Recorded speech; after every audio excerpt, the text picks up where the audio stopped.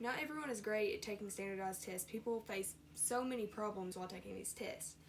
And then it continues on how we apply for college. Because when you apply for college, they ask for your SAT scores or your ACT scores. And sometimes your acceptance is based completely on these scores. The people who are good at these standardized tests are benefited greatly. Others who struggle are not so lucky. We can solve this problem by looking at their success in high school.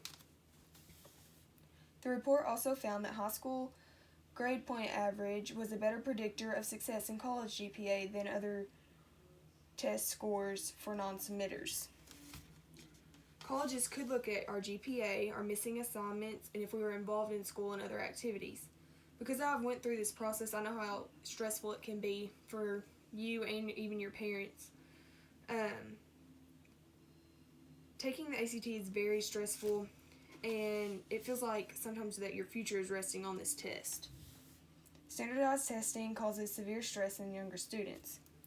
I consider myself a pretty smart student, and when I was taking this ACT, I was so stressed out, and I flew through it, and didn't even really pay attention to what was on it, and I happened to be lucky enough to make a decent score on it to get accepted into college. But other people are not so lucky. But sometimes people get the better luck of the end of the deal because they might get a score that they don't deserve. Standardized tests provide parents and teachers with a false sense of security. Because some students can go through and guess because it's multiple choice and they just happen to pick the right answers, and then they get to move forward in the process while others don't. Applying for college is stressful, and it doesn't stop there. Once you get your acceptance letter, you have to start thinking about how you're going to pay for college. And then it even goes that far because most scholarships want to know what you make on the ACT or the SAT. And sometimes the scholarships are completely determined on who they're giving it to based on these test scores. According to the National Association for College Admins, not requiring to submit our test scores would make our universities more diverse.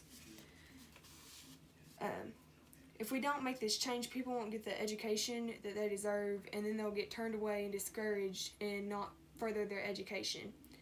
All of this because our futures are based on a single test score.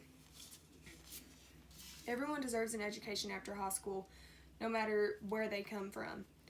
These scores should not determine exactly where we're going in our life. Education is the key to our future, and right now our futures are depending on a single test score.